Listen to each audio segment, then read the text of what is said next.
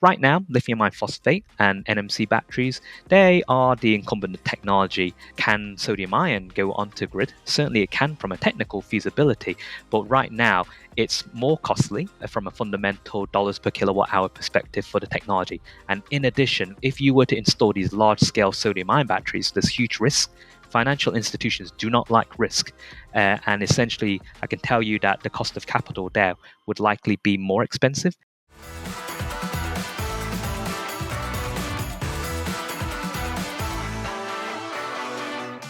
Welcome to Battery Generation, your electromobility podcast for European battery research. We have a great guest for this show. It is Dr. Billy Wu. Hello. Hi, and thanks for having me back. Billy, you are a reader, associate professor, and director of research in the Dyson School of Design Engineering at the Imperial College London. Billy, as battery expert, you're frequently being asked to do technical due diligence for investors, assessing the feasibility of battery technologies, sometimes even very exotic battery tech. First of all, why don't you tell us about your personal experiences when it comes to battery funding battery ventures? I think we're at a really exciting time where we're going to see so many different things from not just cars, but planes, trains, and all sorts of other things being electrified. And I do think that there's not going to be a one size fits all solution, that we are likely going to be developing technologies specific for those where you might have extremely high temperature, extremely low temperature operations, and other extreme conditions as well. And that kind of motivates this need for increasing the portfolio of technologies that we have right now. I often get involved with helping venture capitalists and others to kind of assess which technologies have the most promise, which are likely to form feasible businesses in the future. And often the two communities speak very different languages. In academia, we like to go into the deep mechanistic understandings of how different battery technologies work. But we also need to interweave that with the economics of how is this going to scale? What are some of the challenges? Will this actually make money in terms of profit margins and these other metrics that as scientists we don't traditionally look at as much? What is your specific role in these projects? I assume we're not talking only stationary batteries. We're talking about very new exotic battery cell chemistries for new electromobility battery cells or something? I've gotten involved with various technical due diligence activities across the spectrum of battery technologies, from solid state batteries, lithium sulfur batteries, flow batteries, and so on. So it's really exciting to see what people are developing. My involvement typically is on the technical side, where a venture fund comes and approaches me, says that they're working with some exciting researchers who have got this really interesting technology. Inevitably, everyone says they've got the holy grail of battery technologies. And I suppose my role is to kind of come in, understand the technology a little bit better, explain some of the challenges with that, really understand where they're at and what sort of resources are they likely to need in the future. Alongside the core intellectual property, I often get involved with reviewing some of the patents, the data that they present. And it's a bit of a wild west, if I'm being honest, in terms of how people present the data and what they say, because the number of times I've heard double the energy density, half the price, it needs substantiating, and it's easier said than done often. I think there certainly are innovations to be made, but equally, I do think sometimes there is an overstatement of some of the battery technologies out there. In fact, there was a recent Nature nanotech paper which came out under the title of "Small Batteries, Big Claims," and I think that is quite true. Thank you, Billy, for mentioning that, because we have also been thinking, we have been reading so many headlines that claim to revolutionize the battery field, and then for years nothing happened. What's the holdup? Did they oversell the promise? Did they never have a really good solution? Or was it just too hard? I think the reality is a combination of things. So to raise funding, often you have to sell an exciting vision of what your battery can do. And again, there's an article out there which kind of proposes this idea of my battery is better than yours, where when you read a lot of research papers, you often say an hour battery is better than everyone else's out there.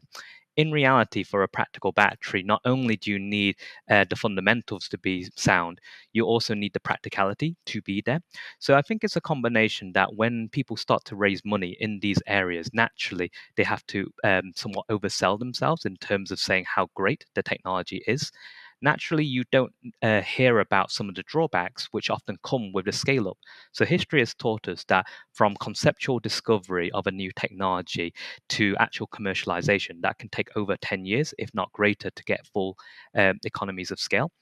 And we know that making batteries is really difficult. We've seen in the news about some of the challenges with traditional lithium ion batteries, how hard it is to make those. And if you're coming in with new technologies, new ideas, then you're just compounding the difficulty in that. Naturally, a lot of these early stage startup companies, they are so far down the TRL level that they are quite distant from that. As you go up the TRL levels in terms of larger and larger cells, there is loads of risk there in terms of it fundamentally not working. So, to give you an example, there might be some exciting material that someone has developed. They might be testing it in a coin cell configuration, which is a common cell form factor, which is very small. But to actually scale that into a practical battery is quite difficult to actually realize some of those energy density claims that they might be having, because there are all sorts of challenges around how you design the cell and so on. So, whenever I get involved with technical due diligence, of course, the fundamentals coin cell performance is important, and we do look at that.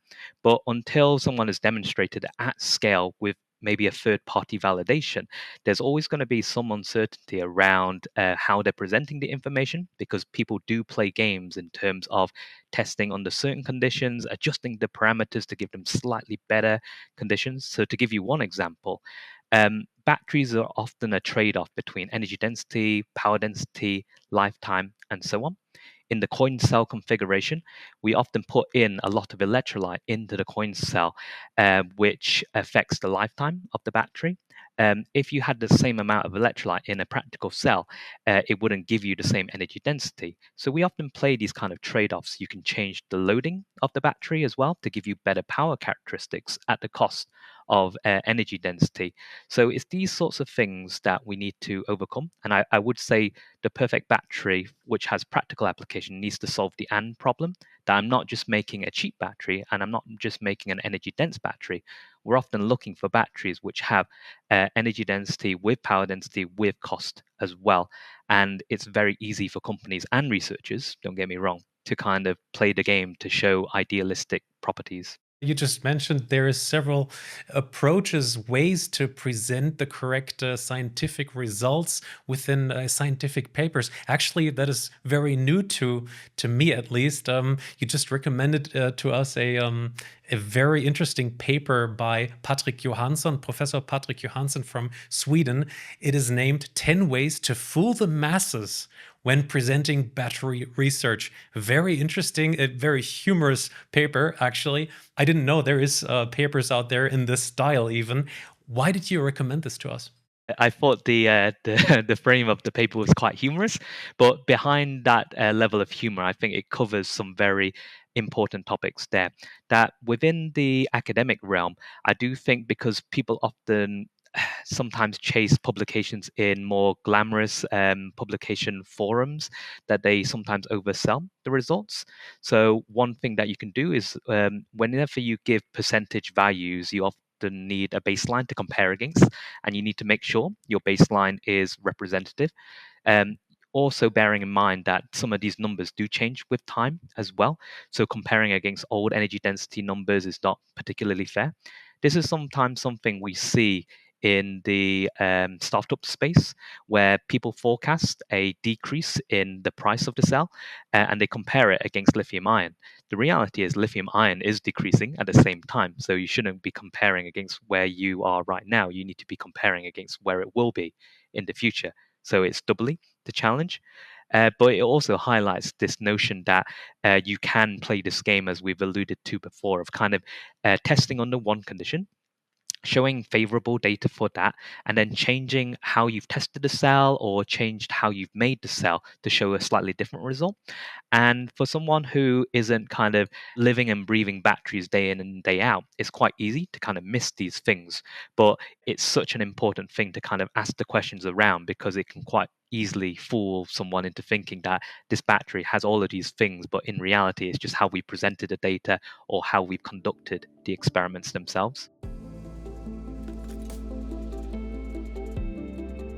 Let me read out these 10 humorous recommendations for battery scientists. Always compare your results against the state of the art from 2010. Use only chemical reactions for the energy density. Quote, cost only in terms of the raw materials used. Carefully choose your cycling conditions. Quietly change the procedure, layout, or materials composition. Play the game of loadings and ratios. Never do proper characterization of your promising materials. Anything can be solid state, right? Number 9 is errors? Not here. Number 10, if all else fails, show pretty pictures and videos. This is hilarious, but it also reads like an instruction for fraud, right? Obviously, that article was done in jest, but obviously there are some elements of truth there. I wouldn't say everyone in the battery field are liars. I think there are some mistruths that are sometimes told, but this article certainly allows us the opportunity as a community to kind of ensure that we're honest about our results and transparent.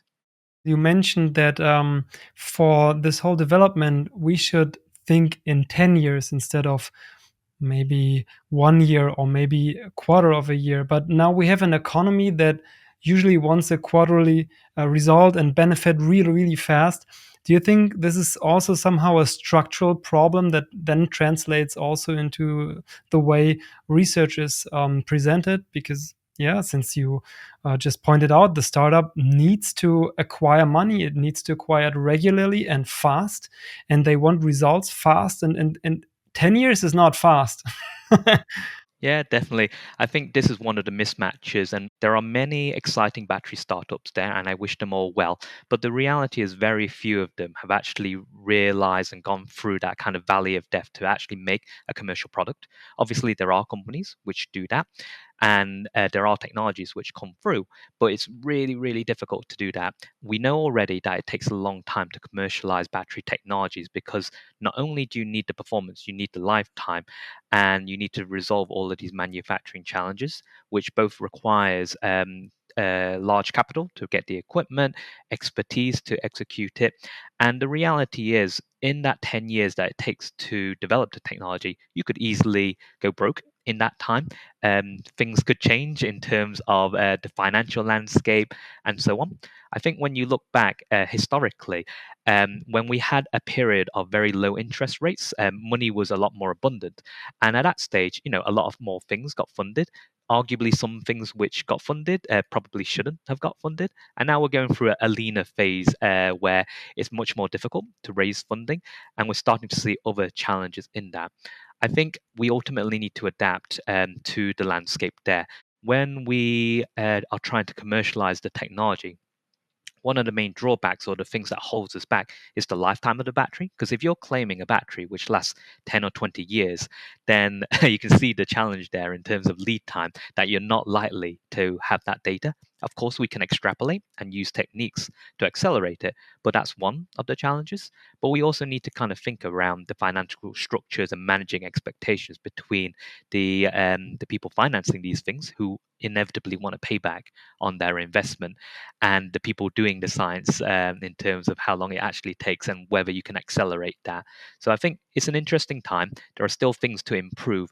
I don't think funding battery ventures, we've mastered that so far, because there have been very many high profile failures out there, but we should learn from them. Which are the learnings that you see that we can already apply now?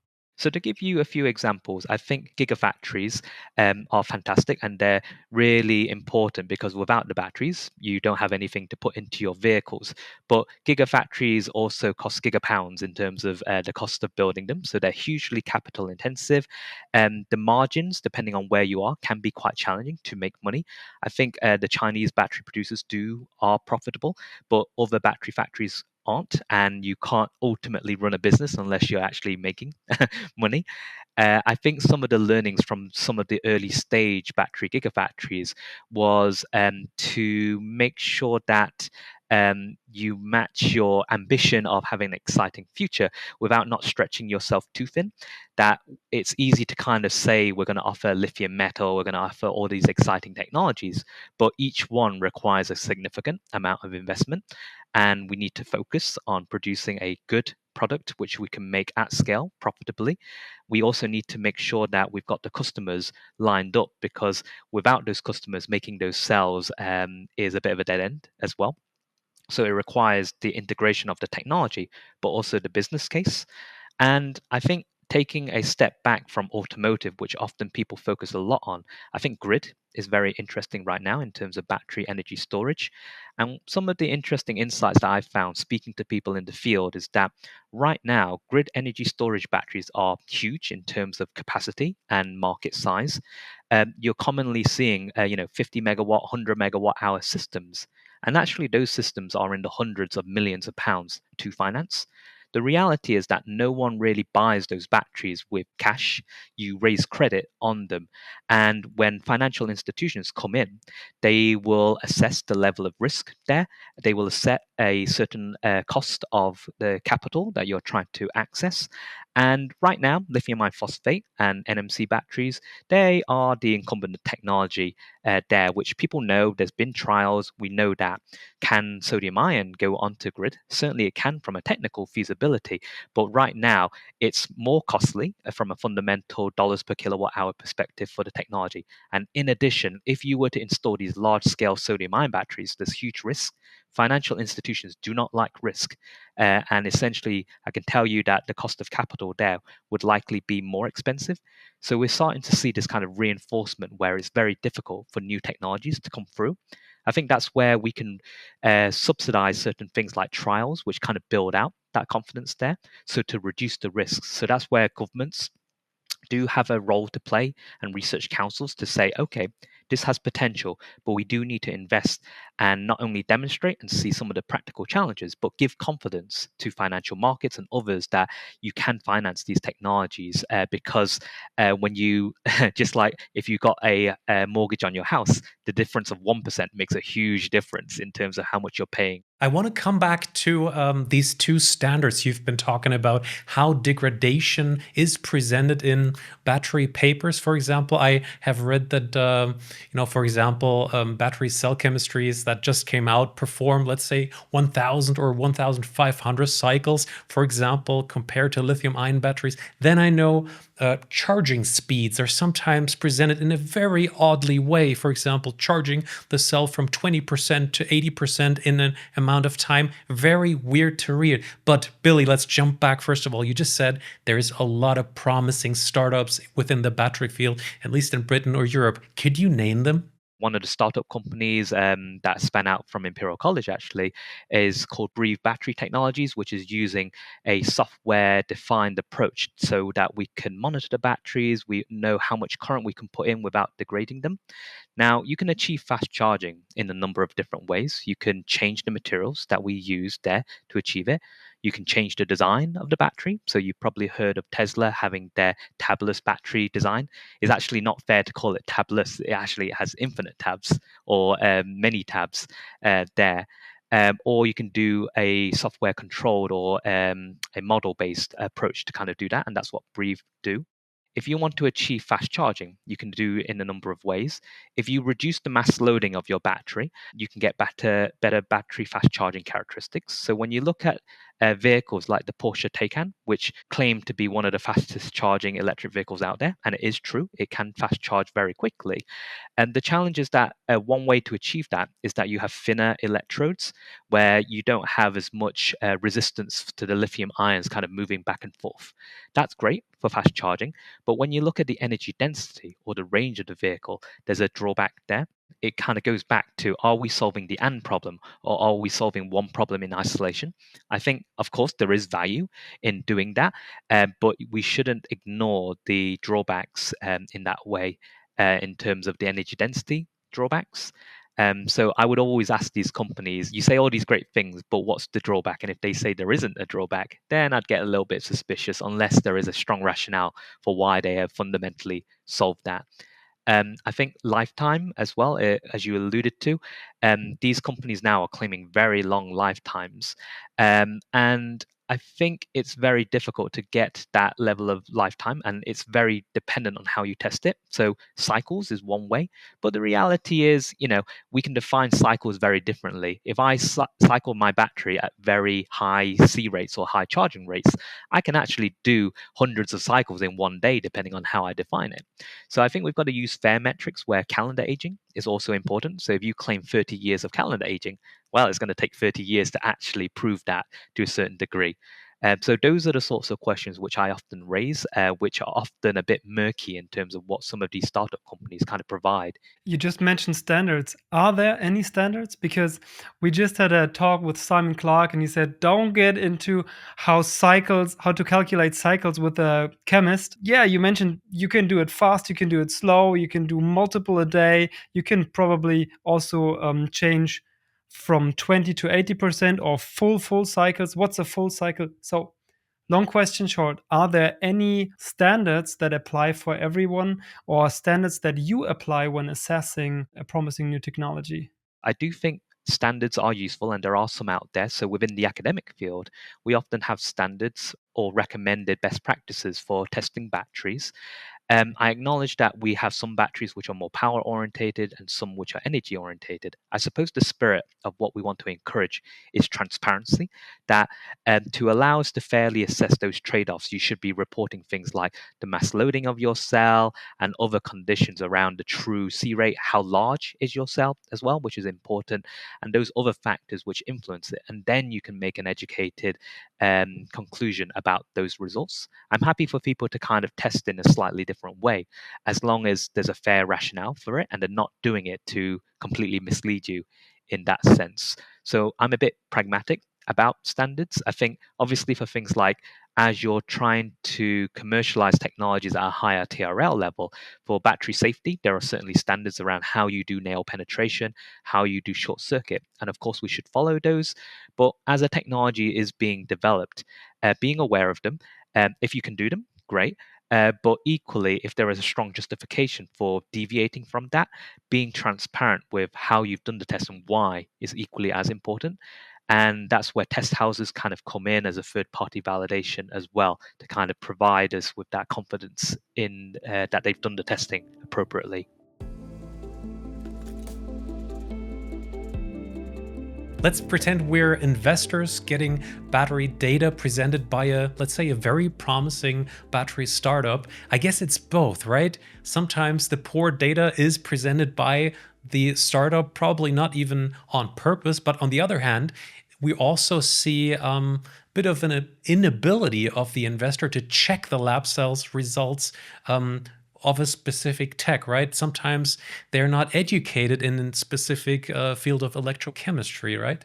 Often there is a startup company working with a fund, and they have a very nice PowerPoint slide around all the fantastic things with all sorts of percentage values around how much better they are, and then some indicative testing data. I think there is maybe a misalignment that investors sometimes think that the data can magically appear, and sometimes you can conduct additional tests.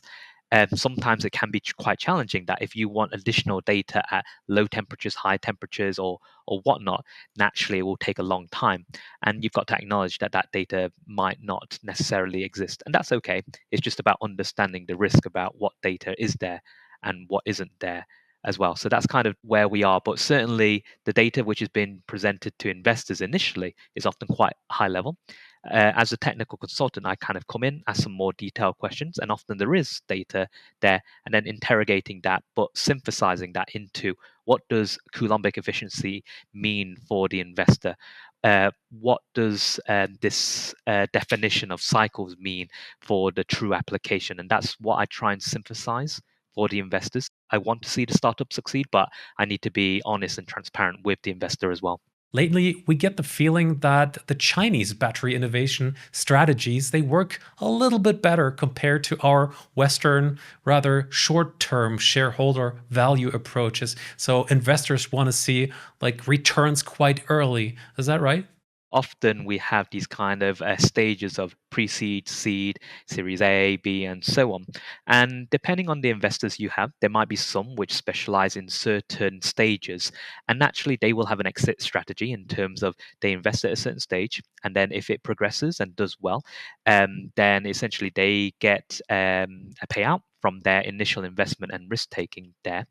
But it does kind of encourage this kind of shorter term aspiration where you might have a runway of a couple of years. So let's say 2 or 3 years or even less. And in that time, you're trying to prove your technology, you're trying to reach certain milestones.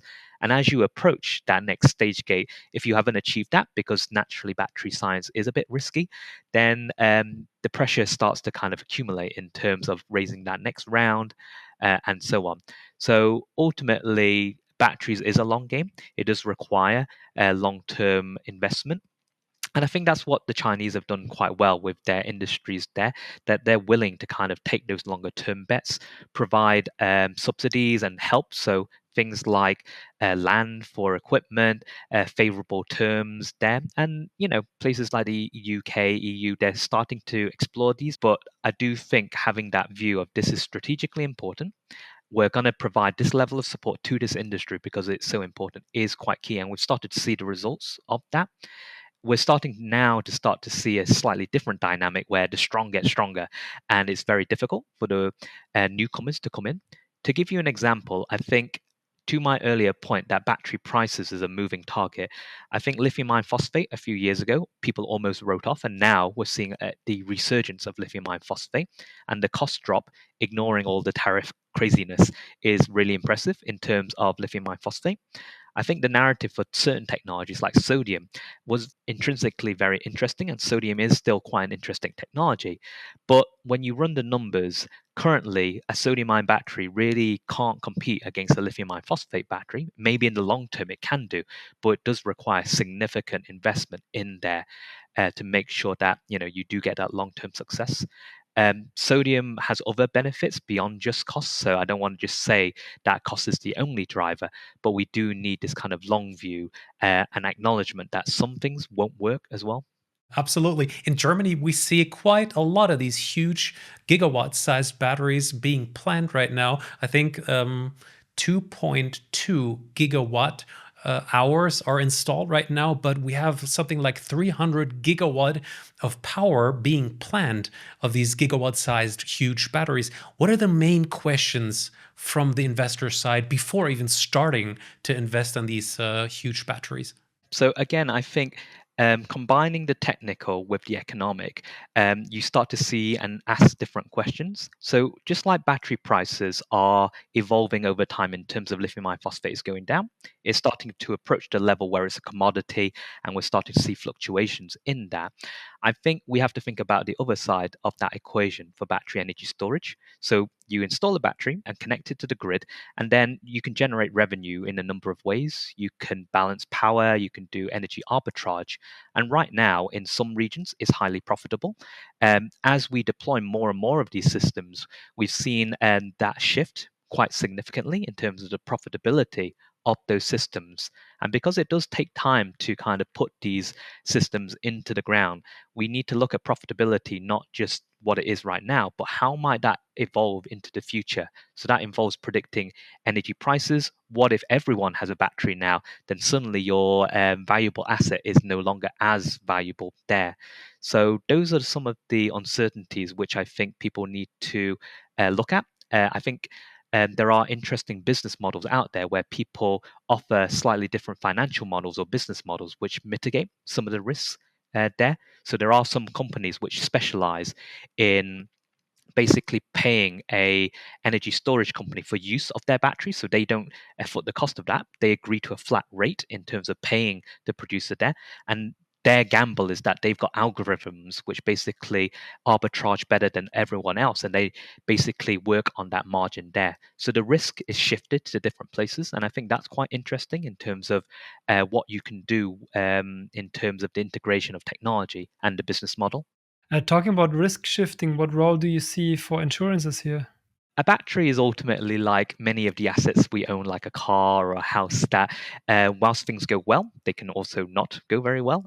And you also need to think about what happens when things go badly right now. So, insurance products are often used for your car insurance, your house insurance, and so on. And I think because batteries are a relatively new product in the grand scheme of things, we do need these financial services as well. You have insurance in terms of if something goes terribly wrong, like a thermal runaway event, what happens there. You also have types of insurance which are around the performance of your asset. So, does it degrade faster than it's claimed? So, some companies now claim 20 plus years worth of lifetime. And the reality is they're unlikely to have actually conducted those experiments because of the lead time it takes there.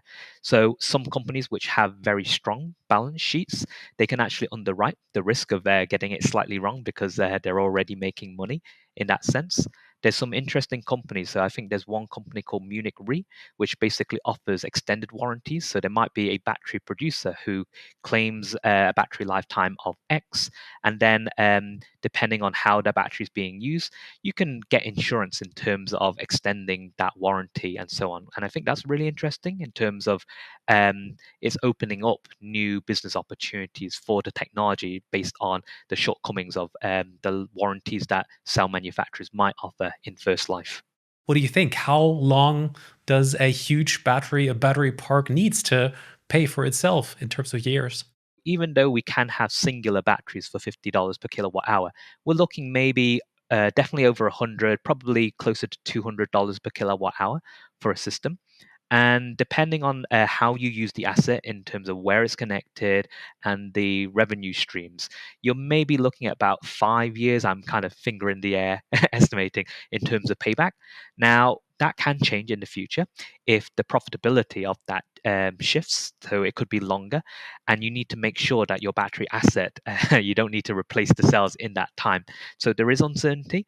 I think it is profitable right now, and people are trying to get in whilst it is. But as we go to the future, my suspicion is that the profitability will be more challenging. So in the UK, it still is profitable for batteries, but compare that to some regions. So in Texas, I think it's highly profitable right now, but we're starting to see a shift away from that profitability. So people need to be careful of that. Alongside the fact that battery prices are coming down. So if you're looking at residual value of your asset, you've bought your battery at, let's say, $100 per kilowatt hour, and instantly, because battery prices have gone down, the residual value of your asset has also depreciated. So there's some interesting dynamics going on there, which makes it even more challenging for new technologies to come through. But as an optimist, I do think that new technologies will come through, but we do need to kind of facilitate that process and help that growth. Billy, thank you for all this insight. Now we have a rough idea of how the battery startup field is working and what players are there. Do you have any advice for future battery startups when it comes to developing a realistic business case? Yeah, I think we do need these startup companies because we need fresh ideas out there. I would encourage all startups, even though there is the temptation to put these kind of headline numbers out there in terms of how fantastic technology is, to also be a bit pragmatic, be honest with your data, because honesty gets you a long way, especially for people in the technical due diligence area. It builds confidence that not only is the technology good, but the team can be trustworthy as well. I fully acknowledge that there are risks with developing new technologies. We often say high risk, high reward. Um, Companies often do pivot from time to time, and that's fine. But it's the team that kind of drives it forward. So making sure that your trustworthy partner is equally as important as kind of stating all these fantastic numbers out there. Thank you so much for your time and expertise. Dear audience, that was Dr. Billy Wu from the Dyson School of Design Engineering at the Imperial College in London. Please go ahead and comment in the comment section. What do you think about funding battery ventures? What is your experiences with all the battery data that sometimes are a little bit stretched, don't you think? Thank you very much. See you next time. Bye-bye.